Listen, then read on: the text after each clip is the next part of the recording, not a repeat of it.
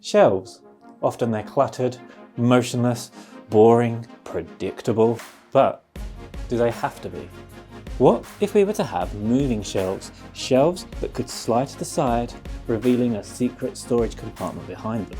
If we did this, we could hide all of our clutter behind a facade with beauty and elegance. Now, you might be thinking that sounds complicated, and well, you're probably right. But that's okay, because on this channel we don't ask ourselves if we can, we ask ourselves how we can. So, over here where all these plugs are, I want to have a fake wall that comes out. It's going to have computer screens hanging off of it, and then across the sides and going down, I want to have some storage. So in this video, that's what we're going to be doing. And usually I just get started, but in this case, I'm going to plan it first. So to plan this, I'm going to scan a digital copy of the room with my phone. The only issue is I'm filming myself with the phone. So just imagine there's a phone in my hands. All you need to take away from this is my technique. You've got to kind of move around like this, and it makes it look like you know what you're doing. So this is Polycam. It's an app you could download for free, but they try to get you to subscribe monthly. But you know me, I like free things, so I'm just going to use the free features. So this should work with any phone that has LiDAR built into it, and what it's doing is mapping out the surfaces and what colour they are. It looks like I can export this into Blender, which again is another 3 program, so I emailed it to myself and got to work. And here it is. I've cleaned it up a bit. It's not perfect, but it's still going to be very accurate, and it's going to give me a really good idea of what it's going to look like at the end. Now I have a rough idea of what I'm after, but I don't know how I'm going to do that, and I don't exactly know what I want yet. So what I can do is I can have a play, see what I think it's going to look like, and then make the necessary adjustments. It's a great way of brainstorming and then having some nice measurements at the end. So here is the rough idea I've come up with. I'm going to have this like sliding shelf up the top here. And as I said earlier, the idea is on these shelves to put something to display, and then behind it I can have some storage. And now the next step is to put this onto paper and get some measurements down. It's pretty clear to see here that I don't usually do this. I've had to raid my daughter's stationery cupboard, and I've taken her flowery rainbow unicorn ruler and her fluffy topped pencil. So after about 5 hours of scanning, 3D modelling, coming up with ideas and planning, this was the result. Now, it might not look like much, and well, it's not. But what I've achieved in this time is I have a solid idea of what I want to do going forwards, what I want it to look like, and now I can use these plans with these accurate dimensions and go forward with confidence. I hope. At the end, I'm going to want this to look absolutely awesome, and to do this I'm going to have to decorate it in a unique way. And while I know I want it to be finished with some redwood and a rock-like effect, I don't really have any details of how I'm going to do this, or exactly what it's going to look like. And this is normal in the creative process, or at least it is for me. But to start off with, I just need a simple structure to build off of, and that's what I'm doing in this part of the video, and clear up the wood by sanding off this squashed worm. So I used my basic drawing from earlier to build a frame, and then I made that frame thicker and 3D, and then I decided to see how it looked in the office. And yes, I know it's not level. Now you might look at this and think it's overkill to have 2 levels, but what I'm actually doing here is not leveling the wood, but trying to find out where the stud in the wall is. See, I have a lot of wires running through the wall here, and I want to make sure that I can get the screw through the wood, but not hit the wires. I still decided to turn the electrics off, just in case. If it goes bang, I've gone for a wire.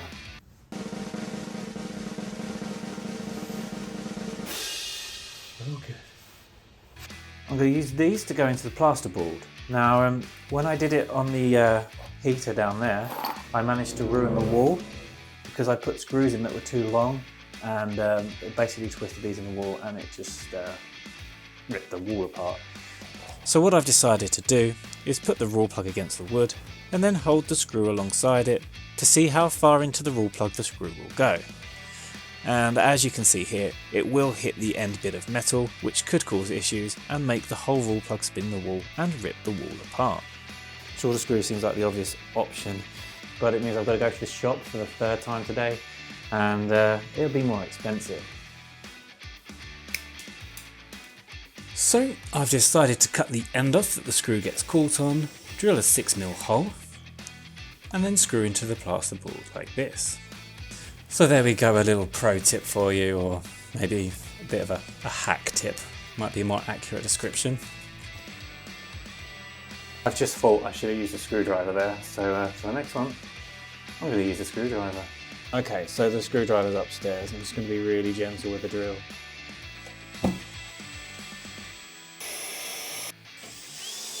Happy with that? Let's just check it's straight. There we go, that's as close as I'm going to get. The next step is to make the actual shelf out of plywood. Now ideally, I would be using a table saw. However, at home, I don't have the space for a table saw. So what I do to make sure I get a nice straight line is to measure where I need to cut. I then clamp and screw a piece of wood in place to make sure it doesn't move, and I can then slide my circular saw along the wood, ensuring I get the perfect straight line. And there's another hack tip for you. Now if you've watched any of my other videos, you've probably realised I'm over enthusiastic about beetles and fossils and things like that. But it has come to the point where I need to decide the width of the slided shelves and the width of the storage. Now this is my second favourite dinosaur skull, and I very much want this in the office. So I'm going to make sure that this fits comfortably on the sliding shelf, and the space left over will be for the storage. Unfortunately, my favourite dinosaur skull is probably a bit too big to fit comfortably in the office. My girlfriend bought me this skull for Christmas before we lived together, and I moved in just before Christmas, so despite the fact that she absolutely hates it, she still felt obliged to hang it in the house. It makes me smile every time I walk past it. So after putting a lot of thought of how I'm going to make the shelves move, I decided to go on Temu and order loads of wheels. Oh, and these little guys, I don't need these. They look a bit inappropriate and they're not for this project. And what it came down to was I found these swivel wheels. This one actually worked very well, but it was a bit too big. These would have worked fairly well, but they wouldn't work because the wheels wouldn't spin. And the last one was these little caster wheels. Now these just roll on one axis backwards and forwards, which is what I want the shelves to do. So I decided to go with these. Now they were quite small, but they were still taking up too much space. So what I'm going to do is inset them in the wood, and then I'll have the tiniest gap, but the shelf will still move backwards and forwards very smoothly. Hopefully. To put the wheel into the wood, I'm going to use this router. So I planned out where the wheel was going to go, and made sure everything was nice and square. And it was after I made everything square that I realised the axis of the wheel wasn't actually square with the metal plate. So I got it as close as I could, and I'll have to trial it later and see if it actually works. And once I had the holes made, I decided to super glue the wheels in place. Now, my brain was telling me I should be using screws, but the wood was so thin that the screw would come out the other side. And because gravity is going to be pushing down onto the wheel, the super glue should be fine. Hopefully. So this is the size of the gap, which I'm really happy with, and it moves backwards and forwards nice and smoothly. Now I couldn't get the wheels perfectly parallel, but I'm going to put some guides in place to make sure it goes in a straight line.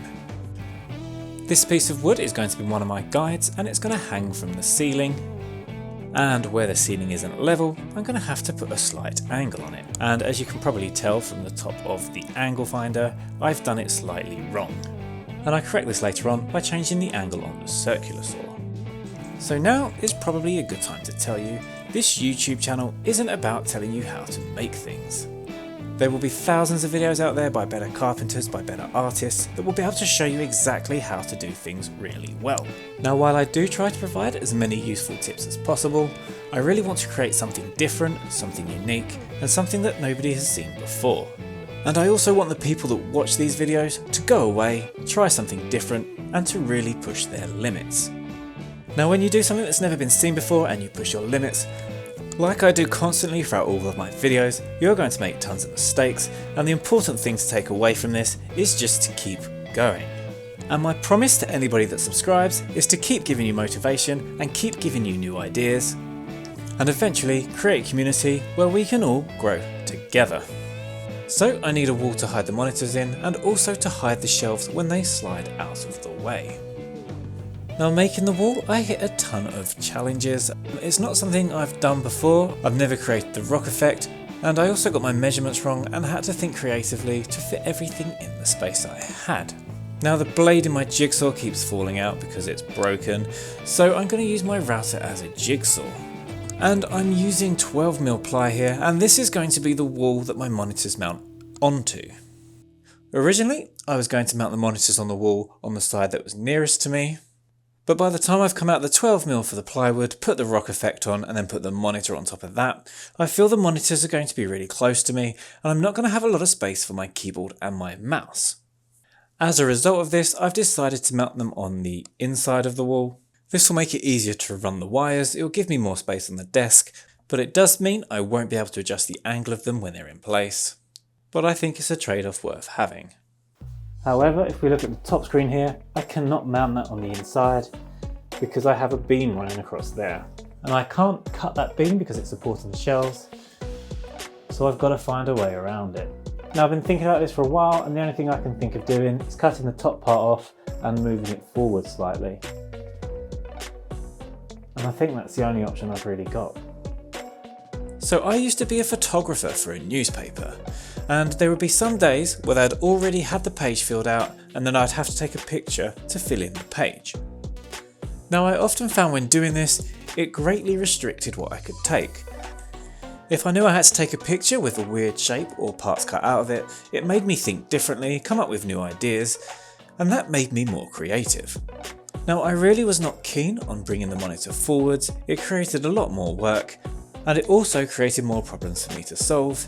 It's gone from being a very simple wall to something I'm going to have to craft around the monitor, think about how it's all going to fit together, and it also creates more issues of how I'm going to mount it to the ceiling as well. This mistake that had caused restrictions had made me think creatively, and I actually think it looks a lot better than it would have done had I not made the mistake in the first place. And this is something that I really want to point out. If you're doing a project and it goes wrong and you've made a mistake, don't give up, think about what you can do to change it. It might be more work, but ultimately, you may end up with something a lot better that you wouldn't have thought of doing if you hadn't gone wrong. And here's another little juicy tip I'd like to share with you. If you're using expanding foam in a creative way, after about 20 to 30 minutes of it drying, you can touch it and shape it by pressing it gently with your hands. And this can be really useful when you're creating things. You won't have to cut it afterwards. Just a word of warning though, if you're using the expanding foam to insulate something, you will lose its insulating properties because you'll be pushing a lot of the air out. So I wouldn't recommend it in that situation. Also, I'd recommend using gloves in case you get the timing wrong and you end up with it on your hands.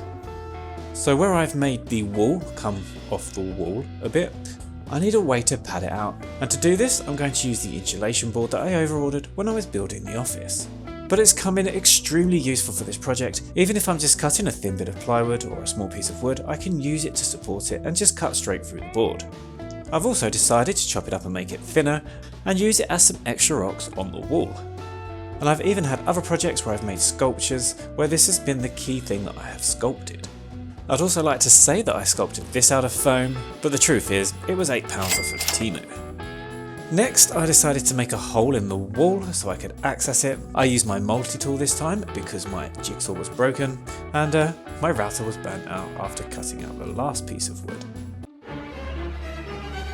Now, in pretty much any creative project, there will be a point where you stand back and look at what you're making, and it looks absolutely awful, and this is the panic stage. It looks like my daughter's had an arts and crafts session and just dropped everything on the floor. And to make things even worse, I'm going to try a technique that I've never tried before. I'm going to use plaster to try and make a rock effect on it. If you're doing a project and you get to this stage and you want to give up, don't do it. Hold in there and power through. There is still a high chance you'll end up with something you really love. The first step in this process, after doing tons of research on YouTube, was to put on some PVA glue and wait for it to go tacky.